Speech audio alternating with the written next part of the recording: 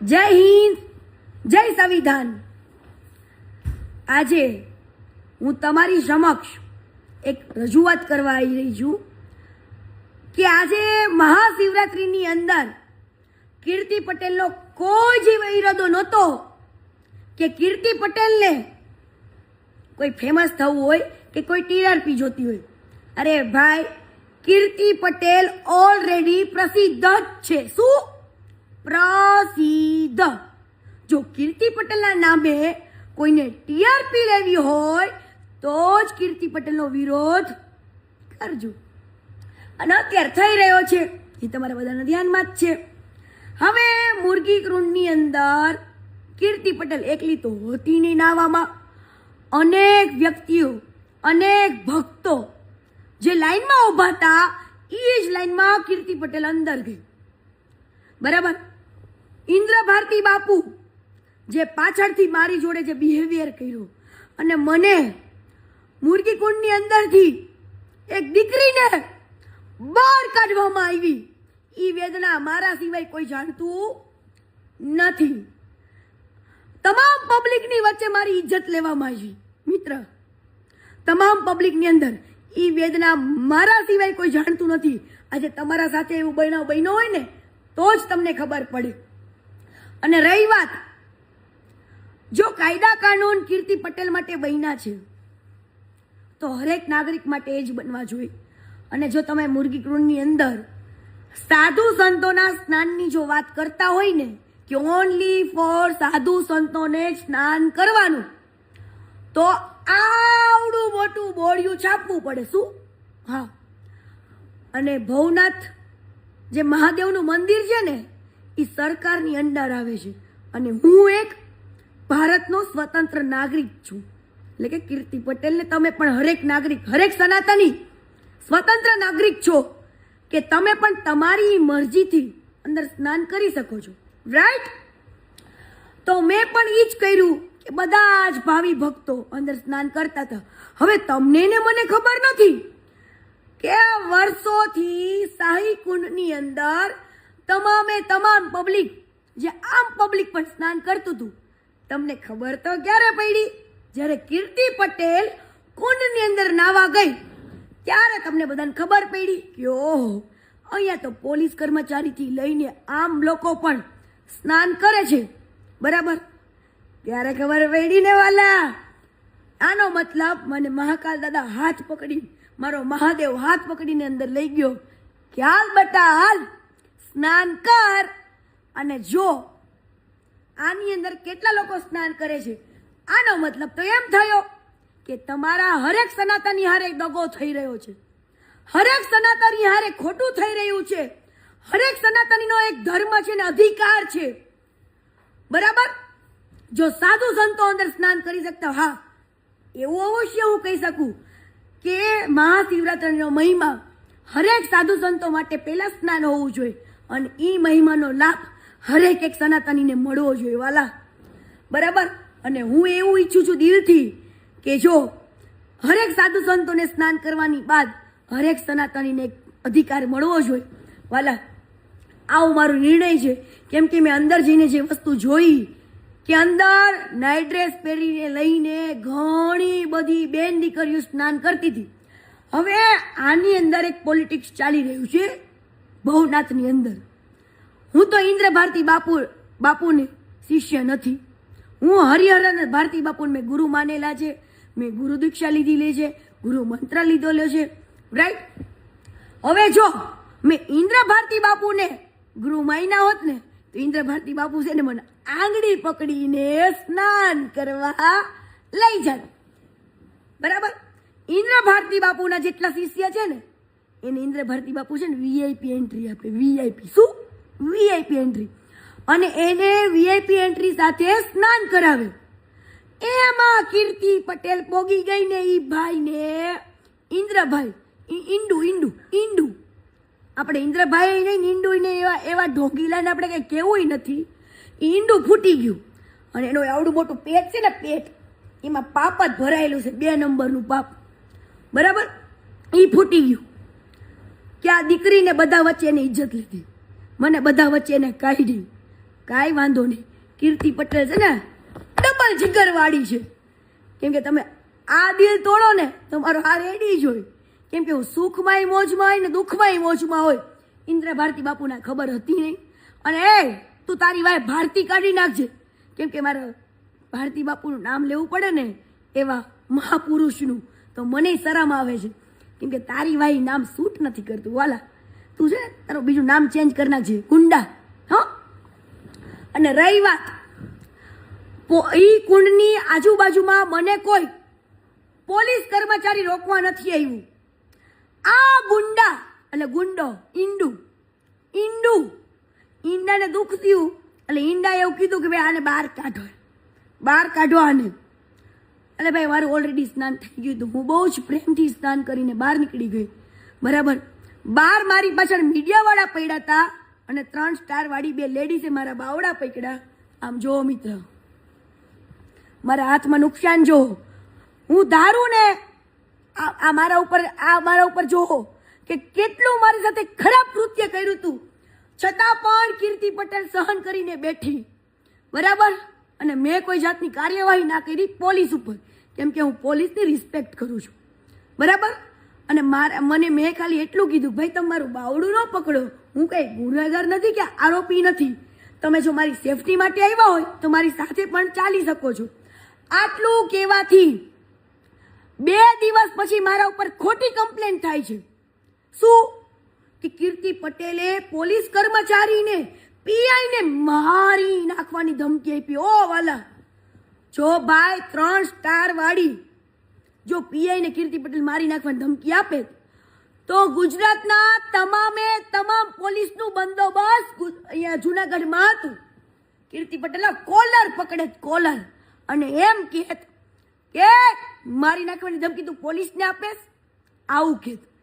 અને મારા કોઈ જ વિડીયોની અંદર મને પુરાવો આપો કે એ પોલીસ કર્મચારીને મેં મારી નાખવાની ધમકી આપી હોય કે કોઈ ગાળ દીધી હોય. ભલામણા પોલીસ જ ખોટા કેસ કરશે તો આમ નાગરિક શું કરશે? તો મારે હર્ષભાઈ સંઘવીને હાથ જોડીને રિક્વેસ્ટ કરવી છે કે આ ખોટા કાયદાનો દુરુપયોગ થઈ રહ્યો છે.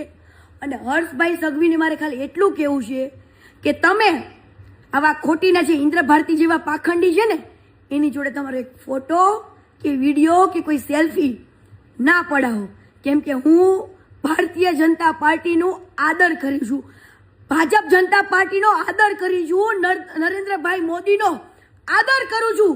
હંમેશા કહેતી આવી છું કે નરેન્દ્રભાઈ મોદી આપણે ગુજરાતી છે અને કીર્તિ પટેલને ગર્વ છે કે આજે પીએમની સીટ ઉપર નરેન્દ્રભાઈ મોદી એ આપણા ગુજરાતી બેઠા છે, એનો ગર્વ છે. તો હું હર્ષભાઈ સંઘવીને કહું છું કે આવા પાખંડી જેવો તમારો ફોટો ન પડાવો, આવા લોકો ખરાબ સાથે કે તમારા ફોટાનો દુરુપયોગ કરી નાખા જુનાગઢને ડરાવવામાં આવે છે વાલા.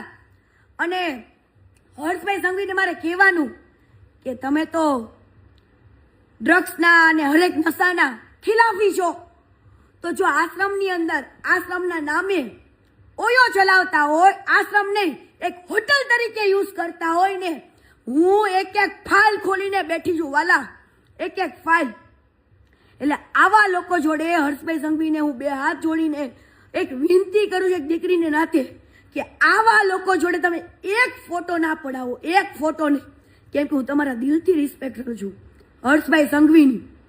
આવા અને ભૂપેન્દ્રભાઈ પટેલની એક દીકરી, પટેલની દીકરી એક પોકાર કરી રહી છે કે જો તમારા પટેલ સમાજની દીકરી પર આવું ખોટું થઈ રહ્યું હોય અને ભાઈ એક એનસી ફરિયાદ, હાલો માની લીધું કે મારા ઉપર પોલીસની કામગીરીની અડચણ બનાવવા એક કેસ થયો અને મને રોકવા માટે મિત્ર 6 ગાડીઓ.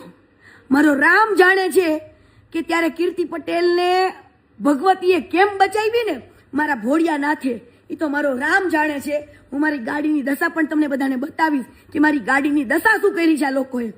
અરે ભાઈ, જુનાગઢની અંદર એવા ઘણી બેન દીકરીઓના કિસ્સા છે મર્ડરના ને એના, ઓલા સુરજ ભુવાજીના ધારાના કેસના. જો તમે આટલી સ્પીડ રાખી હોત ને, મને ગોતવાની, જો એનસી ફરિયાદમાં કીર્તિ પટેલને ગોતવાની ફરજ તમે કેટલી બધી ફટાફટ નિભાવો છો, કીર્તિ પટેલ લોકેશન એટલા ટ્રેસ કરો છો ને, એટલી જ જો ફરજ તમે એવી ઘણી બધી બેન દીકરીઓ જેવી કે ધારા ધારાના મર્ડર કેસની અંદર તમે તમારું માઇન્ડ લગાવ્યું હોત ને, પોલીસની ફરજ નિભાવી હોત ને, તો વરસ દિવસ નો થાત. આ સૂરજ ભળવાને ઇન્દ્ર ભારતી બાપુ ખોડામાં સુવડાવે, ખોડામાં. શું? ખોડામાં. આવે ભાઈ ગુંડા તો શું કરે? ખોડામાં સુવડાવે ને. પણ એ ગુંડા, તારાથી ડરતી નથી હો, તારાથી થાય ને ઈ કરવા માંડવાનું. હું એક હિન્દુની દીકરી છું, હું એક સનાતની છું, અને મને મારો ધર્મ શું છે ને એ મને ખબર પડે છે વાલા. મને મારો ધર્મ અને મારા ધર્મની માન મર્યાદા કીર્તિ પટેલ જાણે છે. કદાચ કીર્તિ પટેલ તો શબ્દથી ખરાબ છે વાલા, પણ ચરિત્રથી નહીં. એ તો મારા ઉપર, મારા ગુજરાતને ભરોસો જ છે. અને આમ જો એસટીન ફાઇલની કરતા પણ ઇન્ડુ તારી ફાઇલ પણ બહુ મોટી છે. અને એવા તારા ચિઠ્ઠા છે ને વાલા, હે, કે તારી હાથ પેઢીઓ યાદ કરશે, હાથ પેઢીઓ. તારા બનેલા શિષ્યો પણ એમ કે છે, અર કેવાને ગુરુ બનાવી લીધો, અરે થૂ, કેવાને ગુરુ બનાવી લીધો. હે, તારો જે રાજમહેલ બનાવેલો આશ્રમ છે ને, એ આશ્રમની અંદર કેવા કાળા ચિઠ્ઠા થાય છે ને, એ કીર્તિ પટેલ શું આખું ગુજરાત જાણે છે. પણ તારી સામે બોલવાની કોઈની તાકાત નથી. એટલે હર્ષભાઈ સંઘવીને મારે એક રિક્વેસ્ટ કરવી છે કે આવા પાખંડીને, આવા ગુંડાને ભાજપ સરકાર સાવરે નહીં એવી હું હાથ જોડીને વિનંતી કરું છું. કેમ કે હું ભાજપ સરકારની દિલથી ઇજ્જત કરું છું. શું ઇજ્જત કરું છું? અને આજે મારા ઉપર મને રોકવા માટે મારા ઘરે મારા મા બાપના નિવેદનો લેવામાં આવે છે. મારા મા બાપને રાતના 2-2 વાગે મારા ઘરે જવામાં આવે છે અને નિવેદન લેવામાં આવે છે મારા મા બાપને. તમારું નામ શું, આમ શું, કીર્તિ શું કરે? મારી 5 બહેનોના, મારે 5 બહેનોના ઘરના ના બધાના હું તમારા માંગા લઈને જવું છે તો મારા ઘરે 2-2 વાગે લઈને જાઉં છો? હે, મારા ભાઈબંધ મિત્રને કિડનેપ કરો છો, મારા ભાઈબંધ મિત્રોને બધાને ભેગા કરો છો, હે, પોલીસ સ્ટેશનમાં ખોટી રીતના હેરાન કરો છો. હવે શરમ આવી જાય, કાયદાનો દુરુપયોગ કરી રહ્યા છો. તમને શું લાગ્યું કીર્તિ પટેલ ડરી જશે ખોટા કેસથી? અરે ભાઈ, પૂરી દો. હિન્દુની દીકરી છું, ડરવા જન્મ નથી લીધો મેં, ડરવા જન્મ નથી લીધો, આજે નહીં કાલે નહીં. બરાબર? આવા પાખંડીઓને બહાર લાવવાના છે. અને હું પોલીસ કર્મચારીને એક દિલથી રિક્વેસ્ટ કરું છું કે તમારું જો આટલું સારું કાર્ય હોય અને તમને જો એક સનાતનની દીકરી ઉપર અને સનાતન આપણા ગુજરાત ઉપર એક ગર્વ હોય તો સનાતનની દીકરી પર ખોટું ના કરતા. કદાચ હું તો છોડી દઈશ પણ મારો મા દાદા નહીં છોડે હો. પેઢીયું વીખી જશે, પેઢીયું. યાદ રાખજો, મારા જો આતાળા જેને બાયડા અને ખોટી રીતના જો મને હેરાન કરીને તો વાલા પેઢીયું તો વિખાઈ જશે. બરાબર? કાળ છોડી દેશે. પણ આ કીર્તિ પટેલને યાદ રાખજો, હું જેલમાં જઈશ, બહાર આવીશ તો પણ એ કરવાની જ કરીશ. તમે મને ખોટી રીતના જેલની ધમકી નહીં આપતા હો. મને ગર્વ છે કે હું એક હિન્દુ છું. અને જો તમે મને કહેતા હશો કે કીર્તિ આવી, કીર્તિ તેવી, કીર્તિ આમ, કીર્તિ ફલાણું, કીર્તિ ગાળો બોલે, એટલે કયો સંત ગાળો નથી બોલતો? બતાવો. બધાય ગાળો બોલે છે. કીર્તિ પટેલના કદાચ શબ્દ કડવા હશે, ખરાબ હશે, પણ તમે તો આખા ખરાબ છો. આ કીર્તિ પટેલ એટલે નથી બોલવું પડતું, એટલે બોલવું પડે છે કે જ્યારે તમે મારો અરીસો બતાવવા આવો ને ત્યારે મારે તમારો અરીસો બતાવવો પડી. જો ભાઈ, તું કેટલામાં છું, તું જો ને, તું જો.